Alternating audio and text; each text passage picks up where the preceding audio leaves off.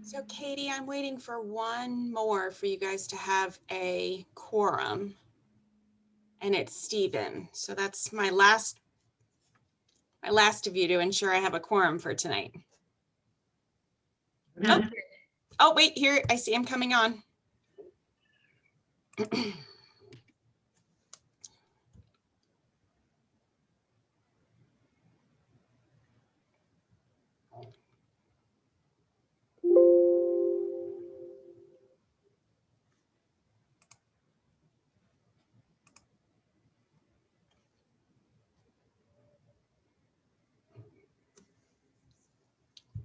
Okay, so you guys do have your quorum. I know that Brendan is going to end up needing to leave at 7:15. So if we can get through the public hearing and through, just get through the public hearing, then I actually have someone else who can come back on and we can get our quorum back again, depending on what our timing is. So I will let you all, we are at 6:30. I tried to do a PowerPoint to make it easier this time. And I don't have anyone to take minutes. I will attempt to take some minutes.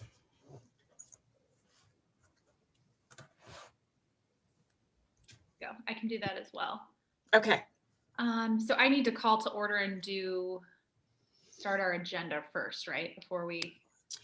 So the only thing you're gonna have to do first is the approval of the minutes before we can start the public hearing. Okay, perfect. Okay, well, welcome everybody to the February 9th meeting of the Historic Preservation Commission. We will start by approving the minutes for January 12th. And were those? Oh, you know what? No, there's no link to them. Let's hold off. I just realized for two reasons. One, you only have 4 members. Oh. So you actually don't have a quorum enough that we're here at that meeting to approve them. Oh. And they were sent late to us, so they weren't attached to the agenda. So could someone just ask to hold off the approval of the minutes to the next meeting? I will move that we defer the approval of the minutes to the next meeting. Thank you, Steve. I'll second that. Okay. That was Steve and Brendan. All those in favor? Aye. Aye, unanimous? Okay. Aye. All right. Got it. Okay. All right, pull this back up. Okay, we'll move on to our public hearing then.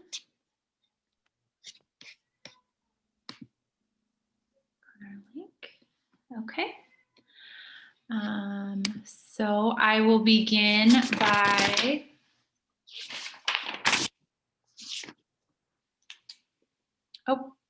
do we need to do a roll call? I think we're okay. I've done a roll call based on the Perfect. Thursday meeting. Okay, perfect. All right. The purpose of the public hearing this evening is to determine if the primary structure and property located at 210 Rosemont Avenue should be issued a certificate of appropriateness to demolish the accessory structure. Is there anyone who wishes to speak in favor of the proposed demolition? So I'm going to allow the applicant to talk, and I'm also going to allow the architect. Okay, and do I need to read the statement about the remarks at this point? No, the only two that we have on the Zoom meeting are the applicant and the architect. Perfect. Okay. Okay, so if there is anyone who wishes to speak in favor of the proposed demolition for public comments, for the record, please state your name, address, and affiliation with the proposal. And then you can go ahead. Hi, my name's Jim Bolesky. I don't know if you can hear me or not. We can hear you. That's a good Yeah. thing. So yeah, this is a garage in the back right-hand corner of the property. And it's one of these garages that has seen better days. It's inadequate in size. And the owners are looking to replace it with a new garage.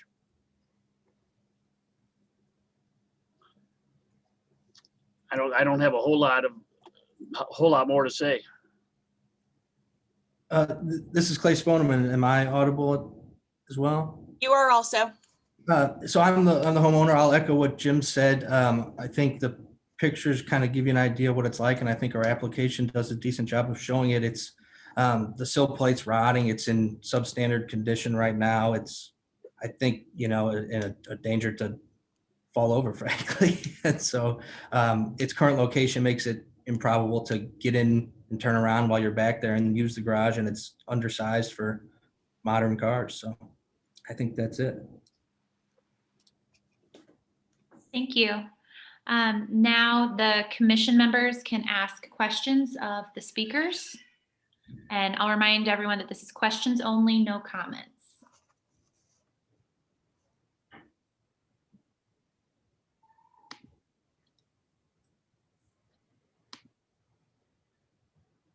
Does anybody have any questions, or is it pretty self-explanatory?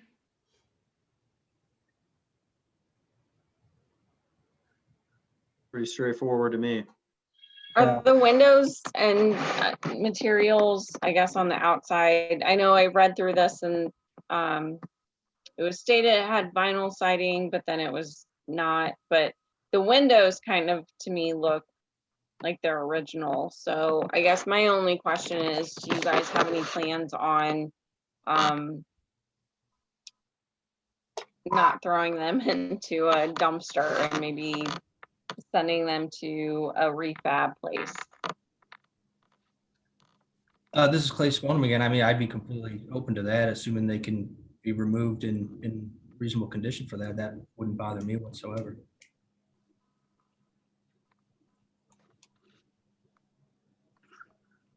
Is there any other questions by the commission members?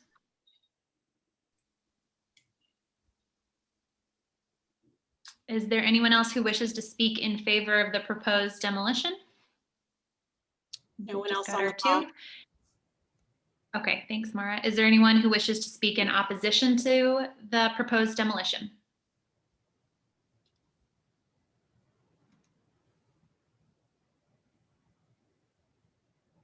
We've I got don't think we no have one. anybody else on the call. Nope. So at this point, we'll close the public hearing. All discussion beyond this point relative to the matter will be among the commission members only. No additional questions. And let's see, do we have any evidence that we need to enter? I was gonna let you discuss first before we got to evidence. I do Okay. have the slides, Okay. with the discussion points, and then for you to be able to discuss, and then I do have the slide with the evidence. Okay. So if you wanted to go through the factors. Okay.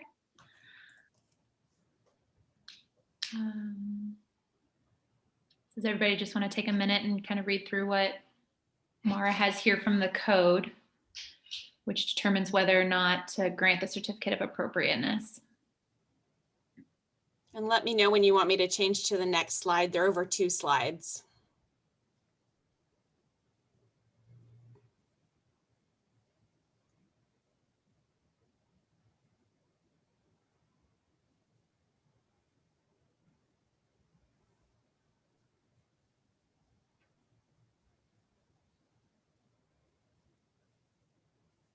Okay, To the next one. good.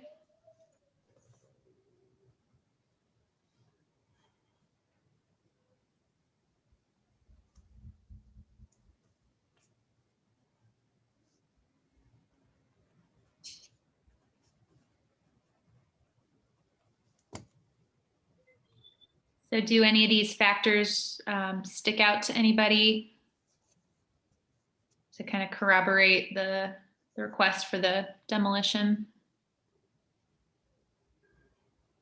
Yeah, I don't see anything that's a No. red flag out of any of these. I think it's pretty straightforward. Mhm. Yeah, at least, yeah, especially on this page, seems like it's definitely not as economically feasible to rehab and reuse than it probably is to replace from the ground up. It's in disrepair and Doesn't seem like it was recklessly abandoned or, neglected, so.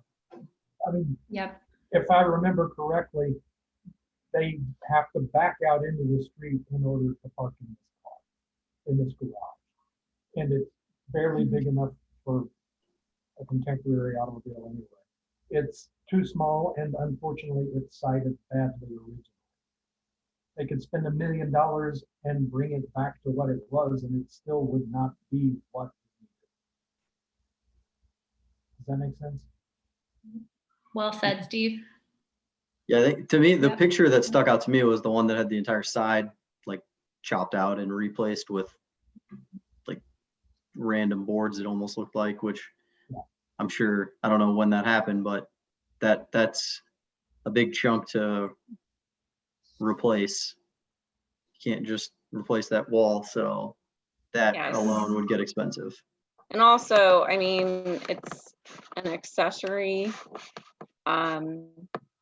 So I know it's over a century, but they're preserving the main house and trying to bring it into trying to update it, obviously with the car. So yeah, Mhm. I agree. Yeah, Yeah.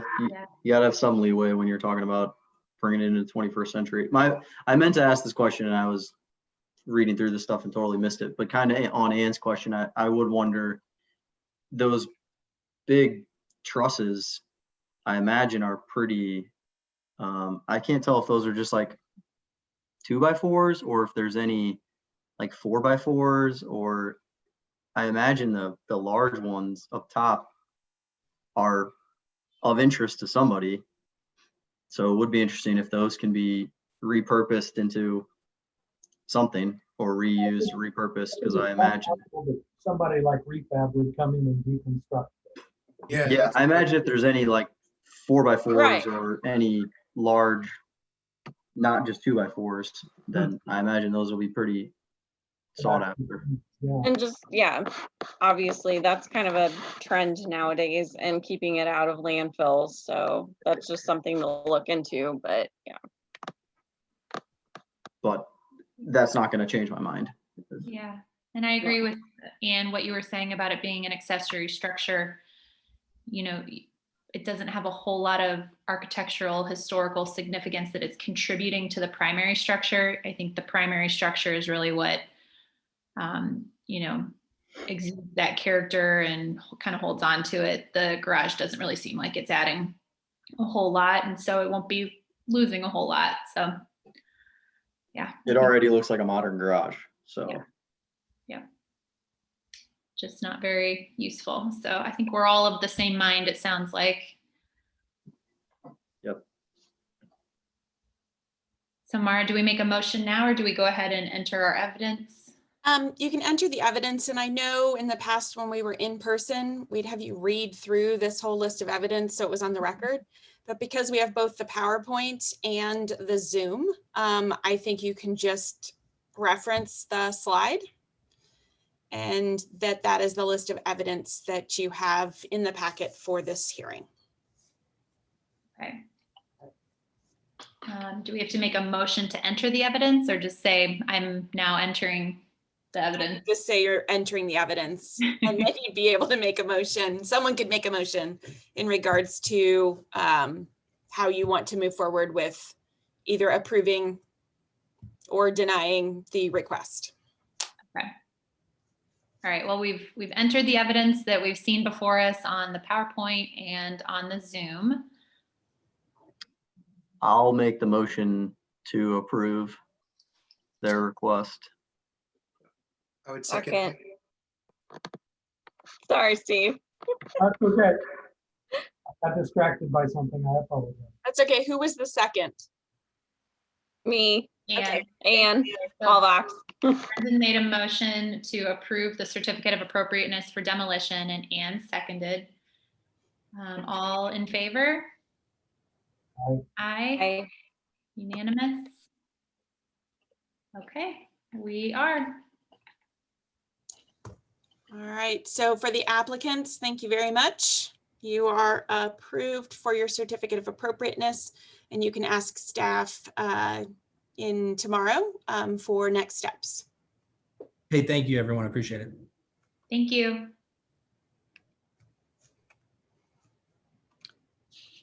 All right, so next on your agenda, I'm going to do two things. I'm going to stop my screen share for a moment and let our other member know to go ahead and log in.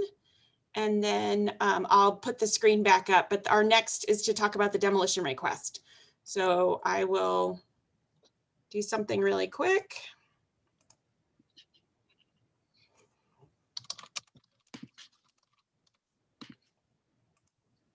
All right, and we can move on to your next item. Okay.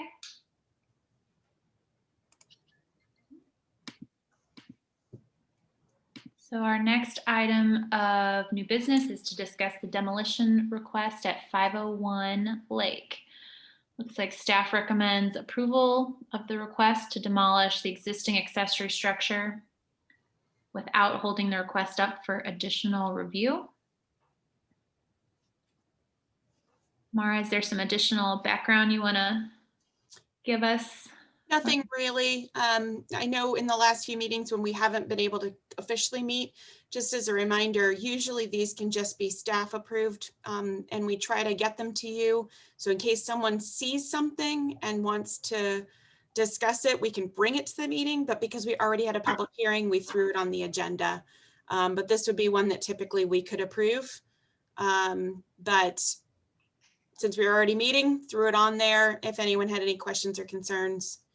But we're getting a lot of these smaller one-story garages that are built in many cases too close to the property line or not in compliance with being able to be, expanded upon, having structural issues. And once they have structural issues, even if they're minor enough, they end up having to completely tear them down. So we're getting a lot of those in lately. And this just happens to be one of them.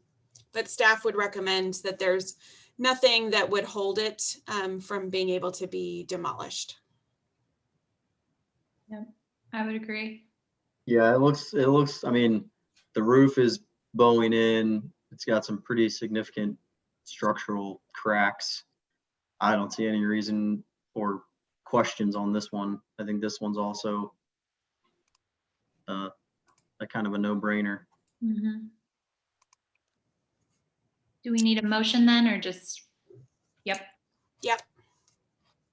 So if I can get a motion to approve the demolition request for staff. I'll Motion to motion approve.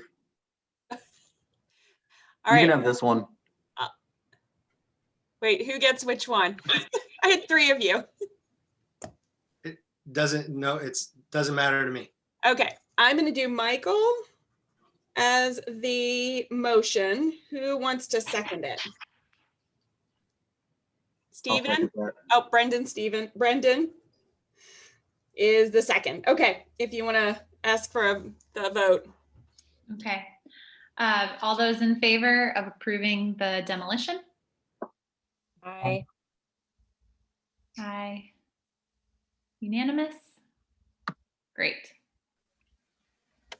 Okay.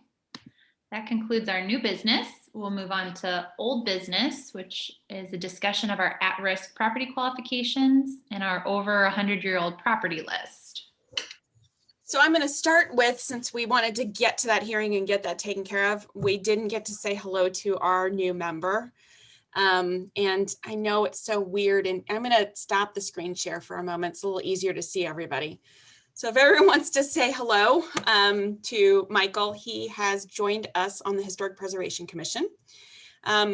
Just as a heads up, we had 2 openings on HPC. Michael has filled one of those 2 openings, so we still had 1 vacancy. And then as of today, I've lost 2 more members. So we're back to 3 again, or actually we are at 3 vacancies. Our other Anne had some family issues she just had to take care of. It was just too much. She apologized greatly to all of you. She did not want to leave, but really needed to focus on family. And then Mike McClory, his term was up and he had already done, I think, 1.5 certain number of years, and he said he did not want to be renewed. Brendan is up for renewal, but he had gone in as a partial. So we will have him on the next Tuesday City Council meeting just to renew his and re-up his ability to stay on, but people stay on until they are officially removed. So that's why we were able to also have him this evening, thank goodness, so we could have a quorum for tonight's meeting. So I know that we're going to lose Brendan at some key point.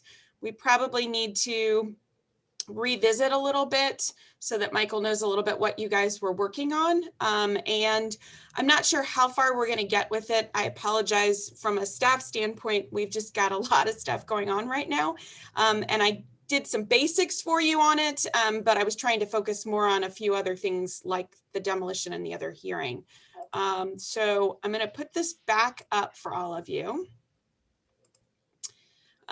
So what we've been working on to get Michael up to speed on this is we were working on looking at what kind of factors do we need to look at for a property to be at risk. In the past, there'd been sort of a list of some potential properties that we were concerned about, either from neighbors letting us know that they weren't being maintained, or ones that had some sort of historic significance, and maybe we should put it on a list to look at it for the possibility of creating a nomination to go on to the as a historic property, or in some cases, for example, the Lustron homes. There's a grouping of them, and we talked about possibility of having all the Lustron homes as a group be put on as some sort of designation. So we had started discussing some of the reasonings to add to an at-risk list. Things like, is it already designated historic or within a district? Is it directly adjacent to properties that might already be at risk, and then there could be issues between the 2 properties? Is the property vacant and not being properly maintained? Is there an imminent danger from it being potentially demolished? Are there is it structurally significant, or is there a unique feature about it? So for example, the Lustron homes being metal structures. And then some relationship to the location being the site of a historic event, or someone who lived there, or there was some sort of tie to a historical period. So we were trying to look at those. And then we were also looking at what would some of our determination factors be? Would the current overall condition be something that if we saw it in really bad condition, that we should add it to our list? Has there been damage from a fire, a flood, some sort of structural failure? Is the property code compliant for occupancy? Is there a current level of financial responsibility tied to the property? Because sometimes, is there funding even available? Is that owner or property owner unable to take care of it?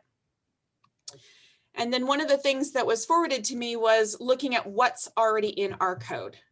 Our code says that the definition of an at-risk property is that it exhibits a deterioration due to willful neglect of routine maintenance and or the commencement of demolition by intentional or reckless disregard of the city's requirement for a certificate of appropriateness. We have had in the past, usually it's more accessory structures, but we have actually had in the past an entire house start to being taken down without a certificate of appropriateness. I don't think that's happened very recently, probably over 10 years ago.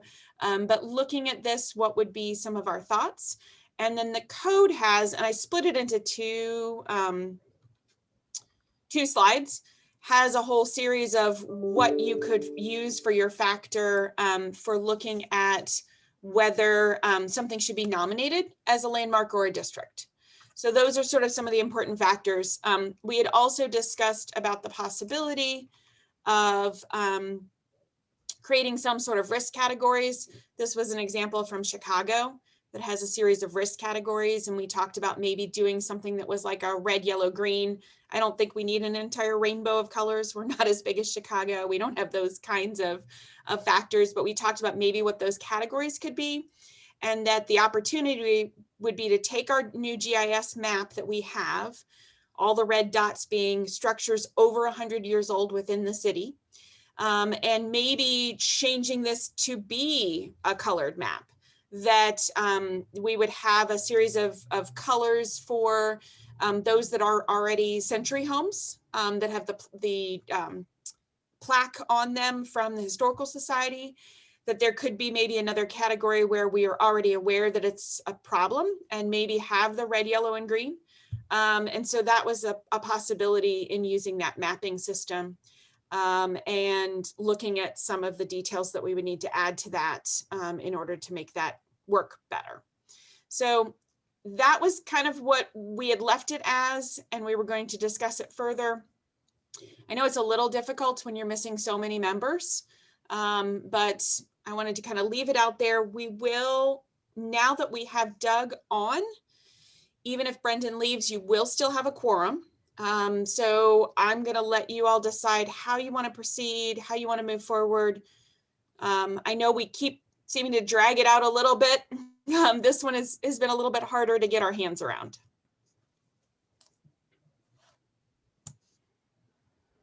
So any thoughts? Yeah, I think it is particularly hard to do it all remotely. You know, when it's kind of like a working session type of problem that we have, it's tough to all just kind of have input, but then not know how to channel it all into one, you know, finished product. From my perspective, I love the map idea because it's so, you know, current and, you know, something that I think a lot of other people in the public could utilize and look at and really have access to and maybe find some benefit from too. So I love that it's something that we could share with other people too, and not just a PDF or, you know, a resource like that, you know, could be distributed to people, but it's maybe a little more boring. I think the map is really cool because it's interactive. So I think if we could kind of funnel our efforts into that, if everybody else agrees, that would be really neat. I agree. And I think the good next step, this is my opinion, is we all collectively agree on a red, yellow, green standard. Because if we have what falls in that category of red, yellow, green, we can take what we've already talked about. We can take what the original standard is, that paragraph that you shared with us. We all put our thoughts, maybe from now till the next meeting, we all come up with our own red, yellow, green. What falls into a red? And I mean, it can really go either way. Like red can either be stop, nothing to be done, or red is what I would think would be like red is high risk, green is very low risk. Maybe we all think of what makes sense to us for a red, yellow, green. And then next month we agree on that. We have it in the PowerPoint and we say, here's, you know, and maybe most of it probably will overlap. Like all of our reds will probably be pretty similar. The greens will be pretty similar. The yellow may be a little confusing, a little gray-ish, for lack of a better term. But I think if we get a good system on that, then we know the next step of, okay, let's figure out a way to break up these homes as a group. And over the next 4 months, 6 months, we start tagging all these houses red, yellow, green. That would be my thought on the best way to digest all of this as a group. I like the idea of the map. I think it's really interesting. I have a couple of concerns. Let's say I'm getting older, my house is very old. I'm doing what I can to keep up with it. It's a little rickety. I get that. I could have it painted. I don't want to look on this map and see that my house is a high risk item. I also- Okay, so I also Yeah. don't want developers using it to poach. That's very fair, yeah.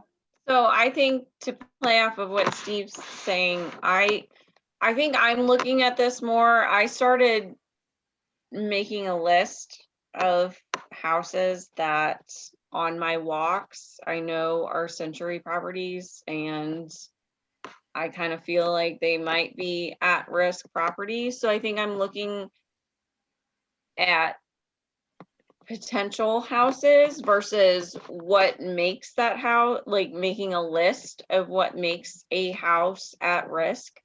And yes, it's the same thing. Along my walks, I know an elderly person lives at this house and maybe they're not able to take care of it as well as they can, or have,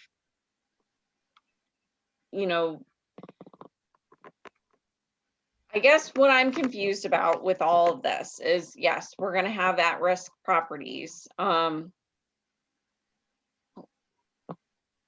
What if they have foundation issues? We can't see that from the street, taking a walk, looking at a house that we might think is at risk. I've also seen some houses that I know are older properties, and in my opinion, they're great.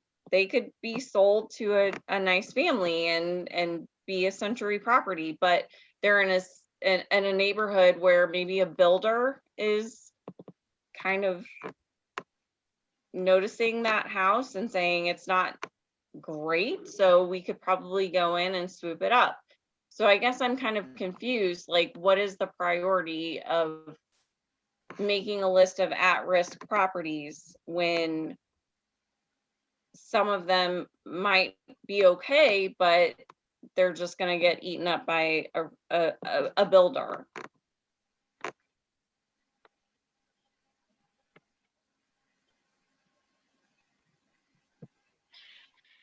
I have some comments about, I agree with Ann and Steve on a couple things about, how do we give these particular properties a label, and if it's going to be on the city's website or easily accessible, you wouldn't want to go on there and see that you have an at-risk property just because someone has said that. I think that would be, kind of a big brotherish kind of thing to do.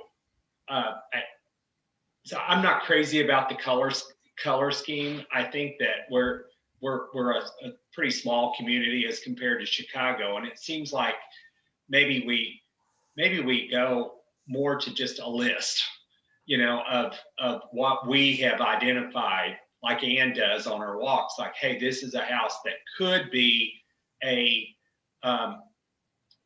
in trouble, and is there something we can do proactively to help them? And see it as more of a like a community service kind of thing for us. Like we're helping the community, and we're going to identify your house as one that we think might have issues. But to put it, to kind of like list it on the website, I think that would, I'm not sure our city, we serve under the city council. I'm not sure that's what they want us to do necessarily. I think ours is more of being a proactive, helpful group that would help people, fix their house up if they knew somebody cared, or help them find resources. Kind of back in the day when we were not able to help someone tear a house. There was, before most of you are on the board, if the house was not in a historic district, there was nothing we could do about it according to the code. We had to live with it. I don't know, I think Ann might have got on the tail end of that, where it's very frustrating. You sit there and you try to commit, but if the decision's been made to tear the house down, now the code, there's nothing we can do about it. Now the code has that in there, which is great. Mara really pushed that along, and got it on as an ordinance for these various houses, and we've got the categories there of what approvals are needed. But I just get a little anxious about calling a house at risk, and we decide and vote on it, and then someone goes online and sees that, you know, the city has deemed their house an at-risk property, and that might, it's just not sitting right somehow. It sounds like the solution then is that we keep the system private within our group, but perhaps we use, whether it's colors or, you know, some other name for the categorization of the at-risk list. We still have buckets that we put certain properties into, given how many factors, you know, fall into each, whether they're on the high end of the spectrum or they're on the low end of the spectrum, based on, you know, the factors that Mara has listed for us previously, like how many of those compound the issue. That could kind of be a sliding scale, but it doesn't have to be something that's public or distributed. I think, you know, we could still determine whether having it in a map format is helpful to us, and whether having the colors, or if it's not colors, whether it's, you know, a naming classification or something like that, whether it's just low, medium, high risk, and having that be placed on the map so that we can see, and you can find like a concentration of, you know, certain risk properties. And so we know other ones to look for and watch out for. Maybe that's the answer, that it just stays within the group having access. I'm in favor of everything except putting it on a public facing website. Yeah, I would be in favor of that also, if it were limited to our commission and perhaps city council if they want to see it, or web employees, Mara or any of her colleagues that would want to see it. I think that'd be totally fair game too. But yeah, Mara, do you think you could send us your slides that you did for tonight that have all those different factors that everybody suggested? And then, like Brendan was Yes, I can definitely send you the slides. Yeah, each of us could go through them between now and the next meeting and come up with our own, you know, sliding scale or different buckets or whatever everybody thinks works best. And I think this was a great discussion, because we normally have these around a table, and it works so much easier for us to talk about. I'll also throw out there, I think there could also be two maps. We could have one map that just has all the 100-year-old homes just based on age, and also has all the century homes, so that you could make to the public, hey, guess what? We have this huge amount of homes in our community that are over 100 years old. And guess what? This many of them have worked with the Historical Society to get their plaque. And then you could separate that from the map that we might use as a working map that might just help you understand where you might want to focus your energies into another historic district, or a nomination of a particular structure that you've done some research on. So I think we can cover everyone's concerns and try to just use this internally to help you make some decisions based on what the ordinance says you should be doing, which is helping to nominate structures, helping to promote education about the older structures in your community. Sounds good. yeah. Yes, that sounds amazing. How would we be able to find that listing of century homes? You've distributed that before, haven't you? So guess what? And I think, Doug, you might have missed this meeting. Was it last month we had Sean? No, I was there. Yeah. Okay, so Sean, right after the meeting, sent me a spreadsheet of all the century homes. So I can now merge his spreadsheet with our spreadsheet and it can automatically be uploaded onto the map. Oh, good, Mhm. good. Yeah, it's pretty fabulous. So that was my next step. He sent it to me a week or two ago. I just hadn't had time to do the merge yet. Yeah. And once it's merged, I can send it to our GIS mapping person and she can re-upload a new category that will include those that are century homes. This is an aside, but I live in a century home. I have a plaque and my house was built in 1904. And I'm actually not on the Historical Society's list. Really? I don't know why, but we didn't make it, but we've got the plaque they sent us and we gave the $100, you know, and to do it. It's just interesting. I wonder if there was a period where it wasn't being monitored very well. I think they're trying to re-verify and understand that if they have all the ones that they do, and then also how to get the word out to those that are now over 100 years old, to let them know about their opportunity to get the plaque. And also, a couple of things I noticed just from the, because I did a lot of research to get our plaques, but one of the accessory properties that we voted on tonight and their paperwork said that their plaque had the wrong original owner and date. So that was wrong. And also there's a century property at the intersection of Gore and Pacific. And it's in books. It used to be at like a grocer and they had their century plaque and it was the original century plaques that they did in the past that were wood and they were painted and it got destroyed and now it's gone. So I guess that was my other question is people who actually did the research and had their plaques and now their plaques are no longer, what are we doing to make sure that those sustain? well, so remember, that's not you, that's the Historical Society. Right, no, I know, but just noting a couple things. Yes. You know, so that's just checks and balances with them, so just Yeah. We'll remind them of those checks and balances. I will, yeah. And then I'll look and see, again, I think they've been trying to go back through all their documentation with their list. So there might be, Doug, they might have found you somehow, or there might be some others. I mean, I know in my office, I have a century home plaque for some reason that was here when I started working here 9 years ago. It's wood and then it has a metal piece attached to it. I don't know whose house it is, but it's from 1900 and it's sitting in my office. So I'm sure there are some that have gone astray. Yeah.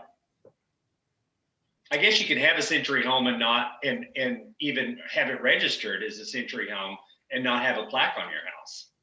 I guess that's kind of what Ann's saying too, that's the case. How do you track it down? Yeah. We have a plaque, but we're not on the list. It's the other way around. But so I think our next steps, I will send everyone the PowerPoint slides. I'll send you the link again to the map. And then I'm trying to think of anything else. I think that will give you enough because it'll have the potential categories. We can talk a little bit more about what we want on maybe a public map versus a not public map. And then again, just figuring out what are we going to use that information for? Is it something that is being used in order for us to help determine, that we're going to nominate it to become part of a historic district or a landmark? Because I think really that's a lot of the intent. Or are we able to educate someone about the, wonderful history to their home and how there's a possibility that they could save it? That sounds great. Those are good reasons. Yeah. Let's do it. I don't have anything else unless anyone else does. And does that cover our 100-year-old property list too, I guess? Because yeah, we kind of had tied them together. Great. Can I ask one quick question? Yes. Would there be a way to use that map to essentially track? I forget who mentioned it a little bit ago, but the worry was that developers might use that map to essentially poach houses or go up to houses.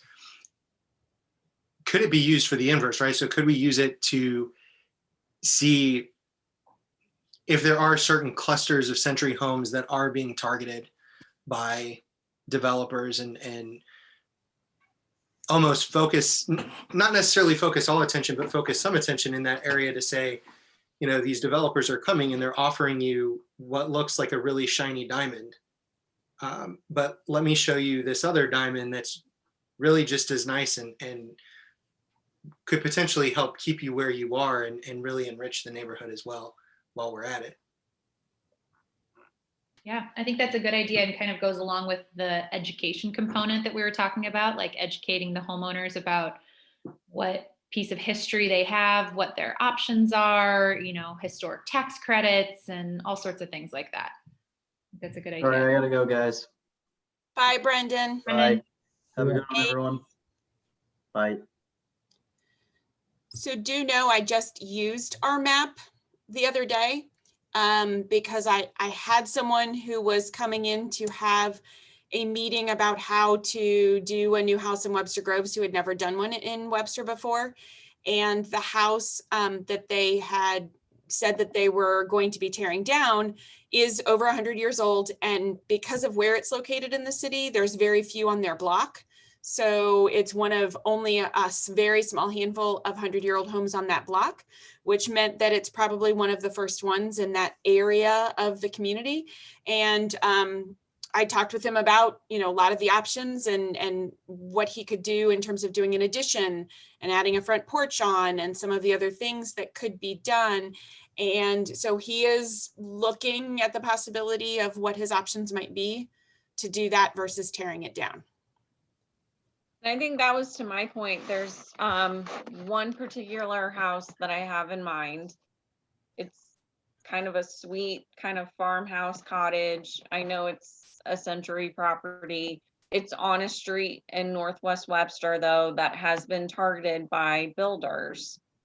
And so I guess if we were to compare it to our at-risk property list, what designates that as at risk, maybe I wouldn't associate it with that, but I feel like given the area that it's at, what's been going on, it could be targeted.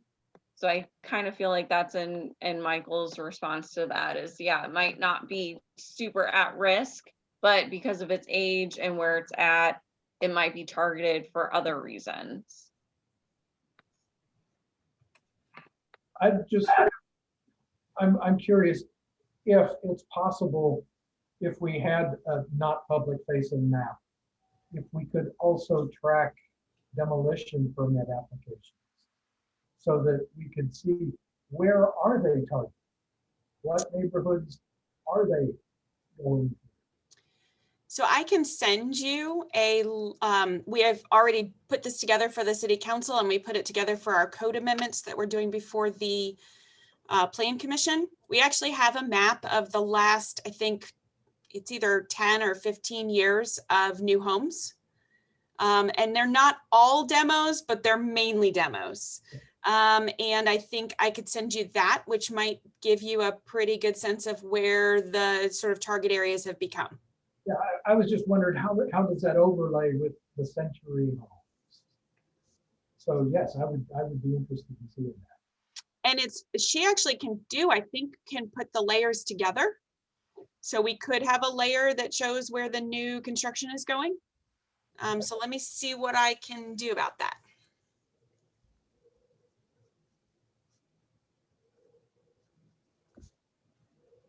Awesome. I think this was a super productive meeting. Does anybody have any other questions or comments before we make a motion to conclude? I'd like to point out that 2 months ago, I felt like I was the new kid in the group. I suddenly don't feel that way. That's great. Glad to have you. Glad to have everybody. And welcome, Michael. We're so excited for you to join us too. Thank you. All right. Thanks, everyone. I know it was kind of a short, sweet, throw everything out there kind of a meeting. Hopefully we can sometime soon get to be back around the conference room table. But for now, we'll just keep doing this. Yep. Thank you, Mara. Can I have a motion to end the meeting? I will move that we end this meeting. Thanks, Steve. Second. Thanks, Ann. Everybody in favor? Aye. See y'all in March. Thank you Everybody- all. Thanks. Thank you. Stay safe and stay Thanks, healthy. Karen. We see you out there. All right. Have a good night, everybody. Bye, guys. Bye. I